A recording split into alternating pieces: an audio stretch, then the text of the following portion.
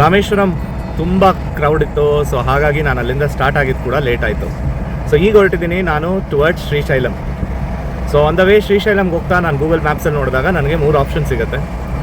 ಒಂದು via Vellore, the second one Tiruvannamalai, the third one Nellore route, Chennai Nellore route. So ನಾನು Chennai Nellore route ಏನಕ್ಕೆ choose ಮಾಡಿದ್ದೀನಿ ಅಂದರೆ ಅದರಲ್ಲಿ ಟೋಲ್ ರೇಟ್ ಜಾಸ್ತಿ ಇತ್ತು. ಸೊ ಯೂಶ್ವಲಿ ನಾನು ಲಾಂಗ್ ಹೊರಡ್ತಾ ಇರೋದ್ರಿಂದ ನನ್ನ ಕೇರ್ ಎಷ್ಟು ಇಂಪಾರ್ಟೆಂಟೋ ಗಾಡಿ ಕೇರು ಅಷ್ಟೇ ಇಂಪಾರ್ಟೆಂಟ್. ಸೊ 1050 ಟೋಲ್ ಇದೆ ಅಂತಂದರೆ ಬಹುಶಃ ರೋಡ್ಸ್ಗಳು ಕೂಡ ತುಂಬ ನ್ಯಾಷನಲ್ ಹೈವೇ ಆಗಿರುತ್ತೆ. ಸೊ ಹಾಗಾಗಿ ಈ ರೋಡ್ನ ಚೂಸ್ ಮಾಡ್ಕೊಂಡಿದ್ದೀನಿ. ಸೊ ನೋಡ್ತಾ ಇರ್ಬೋದು ರೋಡ್ಸ್ ಎಲ್ಲ ಹೇಗಿದೆ ಅಂತ. ಸೊ ಆಲ್ವೇಸ್ ಎಲ್ಲಿ ಲಾಂಗ್ ಹೊರಡ್ತಾ ಇರಬೇಕಾದ್ರೆ ಗಾಡಿನ ಜಾಸ್ತಿ ತೊಂದರೆ ಕೊಡಬಾರ್ದು ಅಂದಾಗ ಸೊ ಈ ಥರ ರೋಡ್ನ ಆಲ್ಮೋಸ್ಟ್ 300-400, ಈಗಂತೂ ನಿಮಗೆ 3000 ಆ್ಯನ್ಯಲ್ ಪಾಸ್ ಇರೋದ್ರಿಂದ ಟೋಲ್ ಮ್ಯಾಟ್ರೇ ಆಗೋದಿಲ್ಲ. ಸೊ ಹಾಗಾಗಿ ಗಾಡಿ ಚೆನ್ನಾಗಿ ಇಟ್ಕೋಬೇಕು ಅಂತಂದರೆ ಆಬ್ವಿಯಸ್ಲಿ ಈ ಥರ ಹೈವೇಸ್ನ ಚೂಸ್ ಮಾಡಬೇಕಾಗತ್ತೆ ನೀವು. So it's almost A journey of 18 hours. So ನಾನು ಅದನ್ನು 2 ದಿವಸದಾಗ ಸ್ಪ್ಲಿಟ್ ಮಾಡಿದ್ದೀನಿ. ಇವತ್ತು ಟಯರ್ಡ್ ಆಗಿರೋದ್ರಿಂದ ಸ್ವಲ್ಪ ಜರ್ನಿ ಕಡಿಮೆನೇ ಆಗೋದು. ಸೊ ಎಲ್ಲಾದರೂ ನೈಟ್ ಹಾಲ್ಟ್ ಮಾಡಿ ನೆಕ್ಸ್ಟ್ ಡೇ ಜರ್ನಿ ನಾನು ಬೆಳಗ್ಗೆಯಿಂದನೇ ಸ್ಟಾರ್ಟ್ ಮಾಡ್ತೀನಿ. ಈಗ ಆಲ್ಮೋಸ್ಟ್ ಒಂದು 6 ಅವರ್ಸ್ ಮ್ಯಾಕ್ಸಿಮಮ್ ಟ್ರೈ ಮಾಡ್ಬೋದು. ಇನ್ನು ನಾಳೆ 12 ಅವರ್ಸ್ ಇಟ್ಕೊಂಡಿರ್ತೀನಿ. ನೋಡೋಣ ಹೇಗೆ ಜ್ಯೋತಿರ್ಲಿಂಗ 2 ದಟ್ ಈಸ್ ಇನ್ ಶ್ರೀಶೈಲಂ. ಇದು ನನ್ನ ಟೋಟಲ್ ಜರ್ನಿಲಿ ಇದು ಒಂದು ಲಾಂಗೆಸ್ಟ್ ಸ್ಟ್ರೆಚ್ ಆಗಿರ್ಬೋದು. ಲಾಂಗೆಸ್ಟ್ ಸ್ಟ್ರೆಚ್ ಅಂತ ಹೇಳ್ತೀವಿ, ಆಲ್ಮೋಸ್ಟ್ 1000 ಕಿಲೋಮೀಟರ್ ಅಷ್ಟೇ ಸ್ಟ್ರೆಚ್. ಸೊ ಬನ್ನಿ ಮತ್ತೆ ಸಿಗ್ತೀನಿ ನಿಮಗೆ ಶ್ರೀಶೈಲಮಲ್ಲಿ. ಇನ್ನೂ ನೆಲ್ಲೂರು ರೀಚ್ ಆಗಿರಲಿಲ್ಲ, ಆದರೆ ಸ್ಟ್ರೈನ್ ಆಗಿದ್ದರಿಂದ ಅಲ್ಲೇ ಒಂದು ಒಳ್ಳೆ ಹೋಟೆಲ್ ಸಿಕ್ತು, ಅಲ್ಲೇ ಹಾಲ್ಟ್ ಮಾಡಿದೆ. ಅಲ್ಲೇ ಬೆಳಗ್ಗಿನ ತಿಂಡಿ ಮತ್ತು ಬಿಸಿ ಬಿಸಿ ಕಾಫಿ ಮಾತ್ರ ಸಖತ್ತಾಗಿದೆ. ಸುಮಾರು ಬೆಳಗ್ಗೆ 7:30 ಒಳ್ಳೆ ಕಾಫಿ ಸಿಕ್ತು.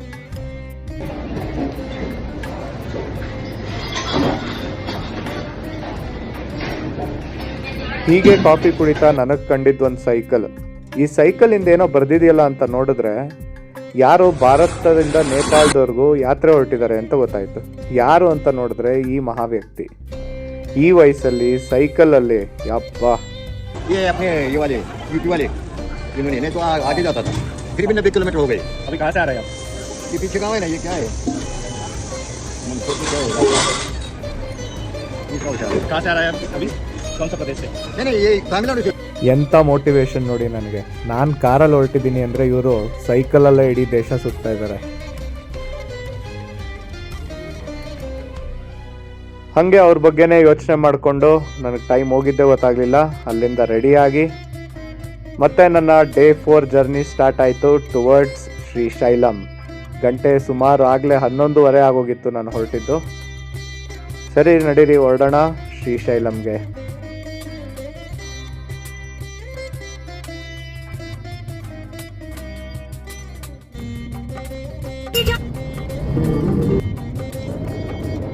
ನಮಸ್ಕಾರ, ನನ್ನ ಭಾರತ ವಿತ್ ಅರ್ಜುನ್ ಪ್ರವಾಸಕ್ಕೆ ನಾನು ಹೊರಟಿದ್ದೀನಿ 5ನೇ ದಿನ ಶ್ರೀಶೈಲಂ. ಸೊ ಸುಮಾರು ಟೈಮ್ ಇತ್ತು ನನಗೆ, ಹಾಗಾಗಿ ಇವತ್ತಿನ ದಿನ ನಾನು ಸ್ವಲ್ಪ ಲೇಟಾಗಿ ಸ್ಟಾರ್ಟ್ ಮಾಡಿದೆ. 2 ರೀಸನ್ನು. ಒಂದು, ನನಗೆ ದರ್ಶನ ಟಿಕೆಟ್ ಇರೋದು ಸಂಜೆ 5 ಗಂಟೆಗೆ, ಮತ್ತು ಸ್ಪರ್ಶ ದರ್ಶನ ನಾಳೆ ಬೆಳಗ್ಗೆ 4 ಗಂಟೆಗೆ ಸಿಕ್ಕಿದೆ. ಹಾಗಾಗಿ ರೂಮಿಂದ ಸ್ವಲ್ಪ ಲೇಟಾಗಿ ಚೆಕ್ಔಟ್ ಮಾಡಿ ಈಗ ಹೊರಟಿದ್ದೀನಿ ಶ್ರೀಶೈಲಂ ಕಡೆ. ಮತ್ತು ಇನ್ನೊಂದು ರೀಸನ್ ಏನಂತಂದರೆ ಶ್ರೀಶೈಲಂಗೆ ಹೋದ್ಮೇಲೆ ನನಗಲ್ಲಿ ರೂಮ್ ಸಿಗೋದಿಲ್ಲ. ಯಾಕೆಂದರೆ ಅಲ್ಲಿ ಸಿಂಗಲ್ಸ್ ಆಗಿರ್ಬೋದು, ಅನ್ಮ್ಯಾರಿಡ್ ಆಗಿರ್ಬೋದು, ಒಬ್ರಿಗೆ ರೂಮ್ ಸಿಗೋದಿಲ್ಲ. ಹಾಗಾಗಿ ನಾನು ಇಲ್ಲೇ ಹಾಲ್ಟ್ ಮಾಡಿಕೊಂಡು ರೈಟ್ ಟೈಮ್ದಲ್ಲಿ ಹೋದರೆ ಸೊ ಅಟ್ಲೀಸ್ಟ್ ದರ್ಶನ ಅಂತೂ ಮುಗಿಯುತ್ತೆ. ದರ್ಶನ ಮುಗಿದಾದ್ಮೇಲೆ ಡಾರ್ಮೆಟ್ರಿಗಳಿದೆ ಅಲ್ಲಿ. ಸೊ ಡಾರ್ಮೆಟ್ರಿಗಳಲ್ಲೇ ಅಲ್ಲೇ ಹಾಲ್ಟ್ ಆಗಿ ಬೆಳಗ್ಗೆ ಫ್ರೆಶ್ ಅಪ್ ಆಗಿ ಬೆಳಗ್ಗೆ 4 ಗಂಟೆಗೆ ಸ್ಪರ್ಶ ದರ್ಶನ ಮಾಡೋಣ ಅಂತ ಅಂದ್ಕೊಂಡಿದ್ದೀನಿ. ಸೊ ಇದು ನನ್ನ ಪ್ಲ್ಯಾನ್ ಡೇ 5. ಸೊ ನೀವು ಇಲ್ಲಿ ಶ್ರೀಶೈಲಂಗೆ ಬರಬೇಕಾದ್ರೆ ಮುಂಚೆನೇ ಆನ್ಲೈನ್ ಬುಕ್ಕಿಂಗ್ ಮಾಡ್ಕೊಳ್ಳಿ. ಒಂದು, ಇಷ್ಟು ದೂರ ಬರ್ತಿದ್ದೀರಾ ಅಂತಂದಮೇಲೆ ಸ್ಪರ್ಶ ದರ್ಶನ, ಜ್ಯೋತಿರ್ಲಿಂಗ ಸ್ಪರ್ಶ ದರ್ಶನ ಮಾಡಲೇಬೇಕಾಗುತ್ತೆ. ಸೊ ಇದು ಆಲ್ಮೋಸ್ಟ್ 500 ರೂಪಾಯಿ ಟಿಕೆಟ್. ಇದು 0 ರೂಪೀಸ್ ಟಿಕೆಟ್ ಕೂಡ ಇದೆ, ಆದರೆ ಅದೆಲ್ಲ ಸ್ಲಾಟ್ಸು ಬುಕ್ ಆಗಿರುತ್ತೆ. ಸೊ 500 ರೂಪಾಯಿ ಟಿಕೆಟ್ ನೋಡಿಕೊಂಡು ಮುಂಚೆನೇ ನೀವು ಬುಕ್ ಮಾಡ್ಕೊಳ್ಳಿ. ಬಹುಶಃ ಎಲ್ಲ ರಶ್ ಕಡಿಮೆ ಇದ್ದಿದ್ದರಿಂದ ನನಗೆ ಇವತ್ತಿಗೆ ಈಸಿಯಾಗಿ ಸಿಕ್ಕಿದೆ ಟಿಕೆಟ್. ಆಲ್ಮೋಸ್ಟ್ ಎಲ್ಲ ಡೇಟ್ಸು ಫಿಲ್ ಆಗಿರುತ್ತೆ. ಸೊ ಸ್ಪರ್ಶ ದರ್ಶನ 500 ರೂಪಾಯಿ ಟಿಕೆಟ್. ಅದಾದಮೇಲೆ ಶೀಘ್ರ ದರ್ಶನ ಅಂತ ಇದೆ, ಅದು 300 ರೂಪೀಸ್ ಟಿಕೆಟ್. ಸೊ ಇದೆರಡನ್ನೂ ನಾನು ಬುಕ್ ಮಾಡ್ಕೊಂಡಿದ್ದೀನಿ. ನೀವು ಕೂಡ ಶ್ರೀಶೈಲಂ ವೆಬ್ಸೈಟ್ಗೆ ಹೋದರೆ ಸೊ ಅಥವಾ ಆ್ಯಪ್ಗೆ ಹೋದರೆ ಅಲ್ಲಿಂದ ನೀವು ಬುಕ್ ಮಾಡ್ಕೋಬೋದು ಈ ಟಿಕೆಟ್ಸ್ನ. ಸೊ ನಾನು ಮುಂಚೆನೇ ಯಾವಾಗಲೂ ದರ್ಶನ ಮಾಡೋಕ್ಕೆ ಮುಂಚೆನೇ 1 ಡೇ ಪ್ರಯರ್ ನಾನು ನೋಡ್ಕೊಂಡಿರ್ತೀನಿ, ಬುಕ್ ಮಾಡ್ಕೊತೀನಿ. ಸೊ ಆದಷ್ಟು ಶೀಘ್ರ ದರ್ಶನ, VIP ದರ್ಶನ ಮಾಡೋದ್ರಿಂದ ಸ್ವಲ್ಪ ನನ್ನ ಜರ್ನಿ ಫಾಸ್ಟಾಗಿ ಆಗುತ್ತೆ ಮತ್ತು ರೆಸ್ಟ್ ಕೂಡ ಸಿಗುತ್ತೆ ಅಂತ. ರಾಮೇಶ್ವರಮಲ್ಲಿ ಮಾತ್ರ ಆಗಲಿಲ್ಲ ಅದು. ಸೊ ಇಲ್ಲಿ ಅದಕ್ಕೆ ಮುಂಚೆನೇ ಪ್ಲಾನ್ ಮಾಡಿಕೊಂಡು ಹೊರಟಿದ್ದೀನಿ ಶ್ರೀಶೈಲಂ ಕಡೆ. ಬನ್ನಿ ಶ್ರೀಶೈಲಂಗೆ ಹೋಗ್ತಾ ಶ್ರೀಶೈಲಂನ ಪರಿಚಯ, ಯಾಕೆ ಈ ಶ್ರೀಶೈಲಂ ಅಂತ ಹೆಸರು ಬಂತು, ಇದು ಪೌರಾಣಿಕ ಕಥೆ ಏನು, ಇದನ್ನೆಲ್ಲ ಕೇಳ್ಕೊಂಡು ಹೋಗೋಣ. ಇದು ಹರಿಕಥೆ ಅಲ್ಲ, ಕಾರ್ ಕಥೆ. ಬನ್ನಿ. ಭಾರತದಲ್ಲಿ ಪುಣ್ಯಕ್ಷೇತ್ರಗಳು ಬಹಳ ಇದೆ ಹಾಗೂ ಶಿವನ್ ದೇವಸ್ಥಾನಗಳು ತುಂಬಾನೇ ಇದೆ. ಅದರಲ್ಲಿ ಶ್ರೀಶೈಲಂ ಏನು ವಿಶೇಷ ಅಂತಂದ್ರೆ, ಈ ಶ್ರೀಶೈಲಂ ಅಲ್ಲಿ ಜ್ಯೋತಿರ್ಲಿಂಗದ ಜೊತೆ ಪಾರ್ವತಿಯ ಶಕ್ತಿಪೀಠ ಕೂಡ ಇದೆ. ಶ್ರೀಶೈಲಂ ಅಲ್ಲಿ ಜ್ಯೋತಿರ್ಲಿಂಗದ ಹೆಸರು ಮಲ್ಲಿಕಾರ್ಜುನ ಹಾಗೂ ಶಕ್ತಿಪೀಠದ ಹೆಸರು ಭ್ರಮರಾಂಬಿಕ. ಇದೆರಡೂ ಒಟ್ಟಿಗೆ ಬೇರೆ ಬೇರೆ ದೇವಸ್ಥಾನದಲ್ಲಿ ಇರುವಂತ ಪುಣ್ಯಕ್ಷೇತ್ರ ಶ್ರೀಶೈಲಂ. ನಮ್ಮ ಪುರಾಣಗಳ ಪ್ರಕಾರ ಈಶ್ವರ ಪಾರ್ವತಿಗೆ ಇಬ್ಬರು ಮಕ್ಕಳು. ಮೊದಲನೇ ಅವನು ಕಾರ್ತಿಕೇಯ ಅಥವಾ ಸುಬ್ರಹ್ಮಣ್ಯ ಅಥವಾ ಕುಮಾರಸ್ವಾಮಿ ಅಥವಾ ಕುಮಾರ ಎಂದು ಕರೀತಾರೆ. ಎರಡನೇ ಅವನು ಗಣೇಶ. ಸ್ಕಂದ ಪುರಾಣದಲ್ಲಿ ಕಾರ್ತಿಕೇಯ ಮೊದಲನೇ ಮಗ ಅಂತ ಹೇಳ್ತಾರೆ, ಆದರೆ ಉತ್ತರ ಭಾರತದಲ್ಲಿ ಗಣೇಶನೇ ಮೊದಲನೇ ಮಗ ಅಂತ ಹೇಳ್ತಾರೆ. ಹಾಗಾಗಿ ದಕ್ಷಿಣ ಭಾರತದಲ್ಲಿ ನಮ್ಗೆ ಗೊತ್ತಿರ್ಬೋದು, ಮೊದಲನೇ ಮಗ ಕಾರ್ತಿಕೇಯ ಆಗಿರೋದ್ರಿಂದ ಅವನ ದೇವಸ್ಥಾನಗಳು ನಮ್ಮ ದಕ್ಷಿಣ ಭಾರತದಲ್ಲಿ, ಸ್ಪೆಷಲಿ ತಮಿಳುನಾಡು ಕಡೆ ಹೆಚ್ಚಾಗಿ ಕಾಣ್ತೀವಿ ಮುರುಗನ್ ದೇವಸ್ಥಾನ. ಯಾಕೆಂದರೆ ಅವ್ರ ನಂಬಿಕೆಯ ಪ್ರಕಾರ, ಸ್ಕಂದ ಪುರಾಣ ಮಹಾಭಾರತದ ಪ್ರಕಾರ ಮೊದಲನೇ ಮಗ ಕಾರ್ತಿಕೇಯ. ಅದಿರಲಿ ಹಾಗೆ, ಈಗ ಕಥೆಗೆ ಬರೋಣ. ಈ ಕಾರ್ತಿಕೇಯ ಮತ್ತು ಗಣೇಶನಲ್ಲಿ ಇಬ್ಬರಲ್ಲಿ ಯಾರಿಗೆ ಮೊದಲು ಮದುವೆ ಮಾಡಬೇಕು ಅಂತ ಪ್ರಶ್ನೆ ಕೊಡಿದಾಗ ಈಶ್ವರ ಮತ್ತು ಪಾರ್ವತಿ ಇಬ್ಬರಿಗೂ ಒಂದು ಸ್ಪರ್ಧೆ ಕೊಡ್ತಾರೆ. ಆ ಸ್ಪರ್ಧೆ ಏನಂತಂದ್ರೆ, ಈ 3 ಲೋಕಗಳನ್ನ ಯಾರು ಮೊದಲು ಸುತ್ತಿ ಬಂದು ನಮಗೆ ನಮಸ್ಕಾರ ಮಾಡ್ತಾರೋ ಅವರಿಗೆ ಮೊದಲು ಮದುವೆ ಮಾಡ್ತೀವಿ, ಹಾಗೂ ಇಡೀ ಪ್ರಪಂಚಕ್ಕೆ ಇವರು ಜಯಶಾಲಿ ಎಂದು ಕೂಡ ನಾವು ಪ್ರಚಾರ ಮಾಡ್ತೀವಿ ಎಂದು ಹೇಳ್ತಾರೆ. ಹೀಗೆ ಹೇಳಿದ ತಕ್ಷಣ ನಮ್ಮ ಕಾರ್ತಿಕೇಯ ಅವನ ವಾಹನವಾದ ಮಯೂರವನ್ನು ಹತ್ತಿ 3 ಲೋಕ ಸಂಚಾರಕ್ಕೆ ಹೊರಡ್ತಾನೆ. ಆದರೆ ಗಣೇಶನ ವಾಹನ ನಮಗೆಲ್ಲ ಗೊತ್ತಲ್ಲ, ಇಲಿ ಆಗಿರೋದ್ರಿಂದ ಅವನು 3 ಲೋಕ ಸುತ್ತು ಬರೋದಕ್ಕೆ ಎಷ್ಟು ಟೈಮ್ ತಗೋಬೋದು. ಸೊ ಗಣೇಶ ಬುದ್ಧಿವಂತ, ತಂದೆ ತಾಯಿನ ಒಟ್ಟಿಗೆ ನಿಲ್ಲಿಸ್ಬಿಟ್ಟು ಅವ್ರ ಸುತ್ತ 3 ಪ್ರದಕ್ಷಿಣೆ ಬಂದು ನಮ್ಮೆಲ್ಲರಿಗೂ ಹೇಳ್ತಾನೆ, ತಂದೆ ತಾಯಿಯೇ ಎಲ್ಲರಿಗಿಂತ ಮೊದಲು ಅಂತ ಒಂದು ಪಾಠ ಕೂಡ ಹೇಳ್ತಾ ಅವ್ರಿಗೆ ನಮಸ್ಕಾರ ಮಾಡ್ತಾನೆ.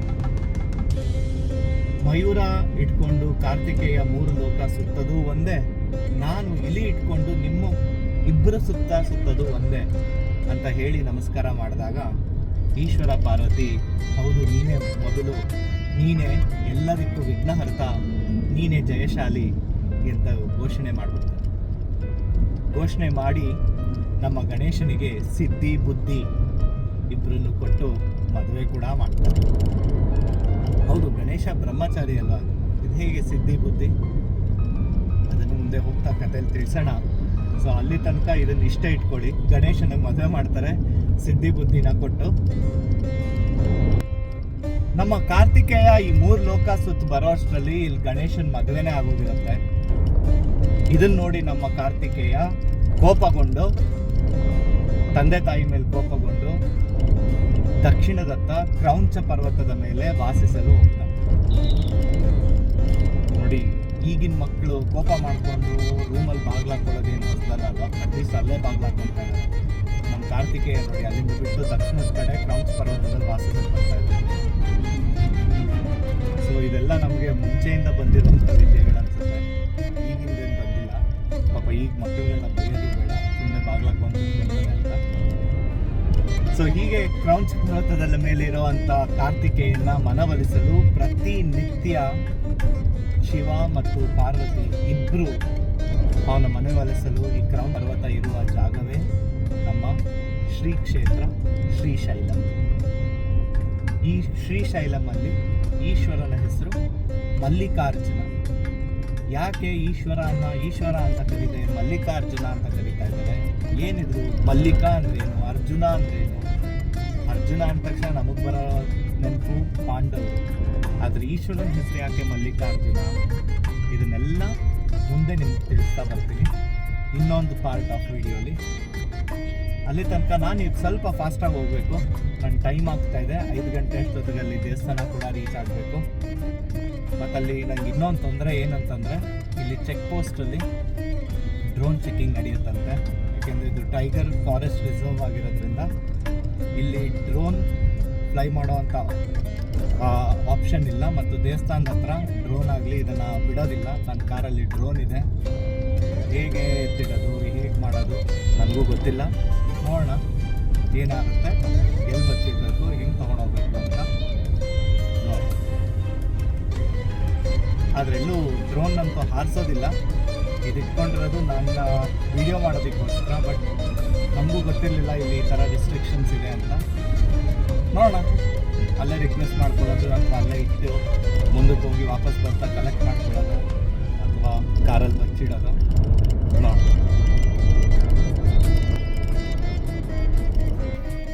ಇಲ್ಲಿಂದ ಸುಮಾರು 50 ಕಿಲೋಮೀಟ್ರ್ ಇದೆ ಥರ forest journey, full ghat section ಥರ.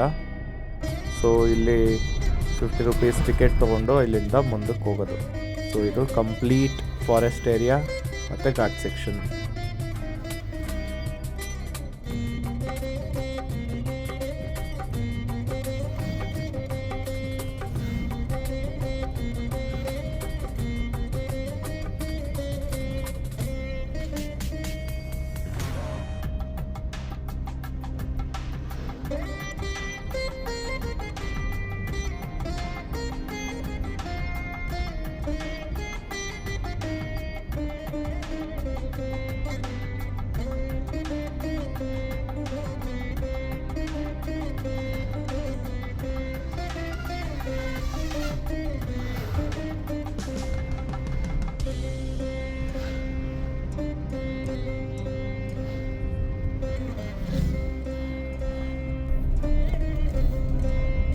ಸೊ ಫೈನಲಿ ನಾನು ರೀಚ್ ಆದೆ ಶ್ರೀಶೈಲಂ.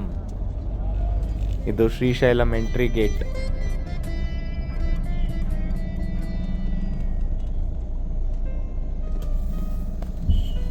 ದೇವಸ್ಥಾನದ ಹತ್ರನೇ ನಮಗೆ ಕಾರ್ ಪಾರ್ಕಿಂಗ್ ಸಿಗುತ್ತೆ.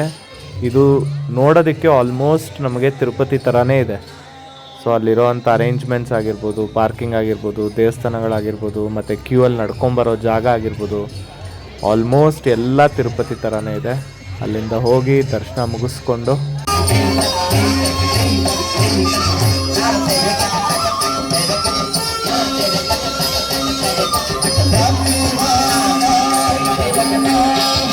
ದೇವಸ್ಥಾನದ ಸುತ್ತಮುತ್ತಿನ ವಾತಾವರಣ ಅಂತೂ ನಮ್ಮ ಸಂಸ್ಕೃತಿ, ನಮ್ಮ ಪರಂಪರೆ, ನಮ್ಮ ಭಕ್ತಿ ತುಂಬ ತುಳುಕ್ತಿತ್ತು. ಇಂಥ ಭಾವನೆಯನ್ನು ಈ ಲೋಕದ ಬೇರೆ ಯಾವುದೇ ಸ್ಥಳದಲ್ಲೂ ಖಂಡಿತ ಸಿಗೋದಿಲ್ಲ. ಇದು ಬರೀ ಭಾರತದಲ್ಲಿ ಮಾತ್ರನೇ ಸಾಧ್ಯ.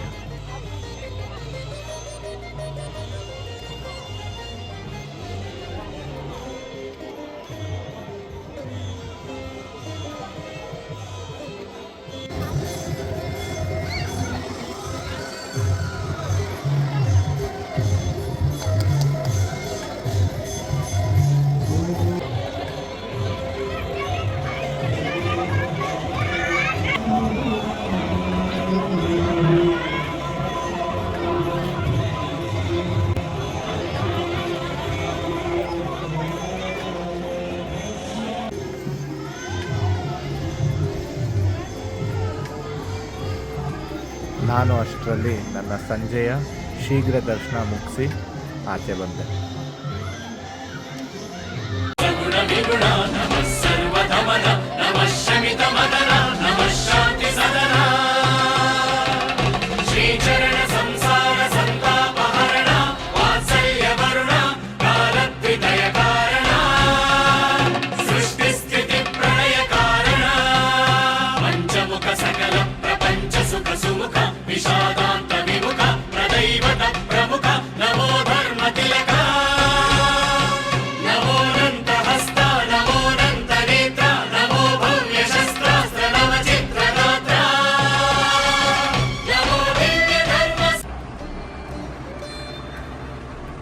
ಇದು ಶ್ರೀಶೈಲಂ ಡಾರ್ಮೆಟ್ರಿ.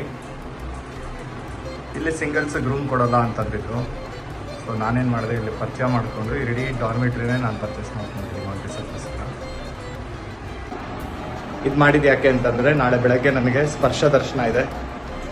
ಸೊ ನೀಟಾಗಿ ಇಲ್ಲಿಂದ ಎದ್ದು ರೆಡಿಯಾಗಿ ಹೋಗ್ಬೋದು. ಕಾರಲ್ಲಿ ಮಲ್ಕೊಂಡ್ರೆ ಬೆಳಗ್ಗೆ ಮತ್ತೆ ನನಗೆ ಫ್ರೆಶ್ ಅಪ್ ಆಗೋಕ್ಕೆ ತೊಂದರೆ ಆಗ್ತಾಯಿತ್ತು. ತಿರುಪತಿ ಥರ ಇದೆ, ಆದರೆ ತಿರುಪತಿ ಅಷ್ಟು ನೀಟಾಗಿಲ್ಲ, ಅದೇ ಪ್ರಾಬ್ಲಮ್ ಆಗಿದ್ದು.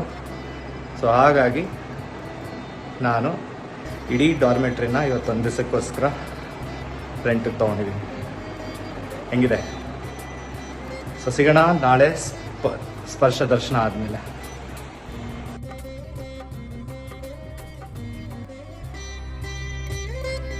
ನಮಸ್ಕಾರ. ನಾನು ನಿಮಗೆ ಅರ್ಧದಲ್ಲಿ ಕತೆ ನಿಲ್ಲಿಸಿದ್ದೆ, ಶಿವನ್ನ ಯಾಕೆ ಮಲ್ಲಿಕಾರ್ಜುನ ಅಂತ ಕರೀತಾರೆ ಅಂತ ಅಲ್ವಾ? ಸೊ ಅಲ್ಲಿಂದ ಮುಂದೆ ಕತೆ ಮುಂದುವರಿಯುತ್ತೆ. ದಕ್ಷನ ಮಗಳು ಸತಿ ಸಾವಿನ ನಂತರ ಪಾರ್ವತಿ ದೇವಿಯ ಪುನರ್ಜನ್ಮ, ಹಿಮಾಲಯ ಪರ್ವತರಾಜನ ಮಗಳಾಗಿ, ಮೇನಕಾ ದೇವಿಯ ಮಗಳಾಗಿ ಮತ್ತೆ ಪಾರ್ವತಿ ಜನನ ನೀಡ್ತಾರೆ. ಜನನದ ನಂತರ ಬಾಲ್ಯದಿಂದಲೂ ಶಿವನೇ ತನಗೆ ಎಲ್ಲ ಅಂತ ಪೂಜಿಸಲ್ಪಡ್ತಾ ಇರ್ತಾರೆ. ಪಾರ್ವತಿ ಶಿವನನ್ನು ವರಿಸಲು ಇದೇ ಬೆಟ್ಟದ ಮೇಲೆ ಮಲ್ಲಿಗೆ ಹೂವನ್ನು ಮುಡ್ಕೊಂಡು ಮಲ್ಲಿಗೆ ಹೂವಿನಿಂದ ಪ್ರತಿ ದಿವಸ ಅವನಿಗೆ ಅರ್ಚನೆಯನ್ನು ಮಾಡಿ ಶಿವನನ್ನು ಆರಾಧಿಸುತ್ತಾ ಶಿವನನ್ನ ಮೆಚ್ಚುಗೆಯ ಪಾತ್ರರಾಗುತ್ತಾಳೆ ಪಾರ್ವತಿ. ಹಾಗಾಗಿ ಇಲ್ಲಿಗೆ ಹೆಸರಾಗಿದ್ದು ಮಲ್ಲಿಕಾ, ಅಂದರೆ ಮಲ್ಲಿಗೆ ಹೂ. ಶಿವನಿಗೆ ಇನ್ನೊಂದು ಹೆಸರು ಅರ್ಜುನ ಎಂದು ಕೂಡ ಕರೀತಾರೆ. ಇದು ಪಾಂಡವರ ಹೆಸರಲ್ಲ. ಅರ್ಜುನ ಅಂದರೆ ಶುದ್ಧ ಪ್ರಕಾಶವಾಗಿರುವುದು ಅಂತ. ಹಾಗಾಗಿ ಇಲ್ಲಿ ನೆಲೆಸಿರುವ ಶಿವನ ಹೆಸರು ಮಲ್ಲಿಕಾ ಅರ್ಜುನ. ಮಲ್ಲಿಗೆ ಹೂವಿಂದ ಅಲಂಕರಿಸಲ್ಪಟ್ಟ ಮಲ್ಲಿಕಾರ್ಜುನನೇ ನೆಲೆಸಿರುವುದು. ಬನ್ನಿ ಮುಂದೆ ಭ್ರಮರಾಂಬಿಕಾ ಅಂದರೆ ಶಕ್ತಿಪೀಠ ಕೂಡ ಇಲ್ಲಿರೋದ್ರಿಂದ ಆ ಶಕ್ತಿಪೀಠದ ಕಥೆ ಏನು, ಯಾಕೆ ಇದು ಶಕ್ತಿಪೀಠ ಆಯಿತು ಅಂತ ತಿಳ್ಕೊಳ್ಳೋಣ.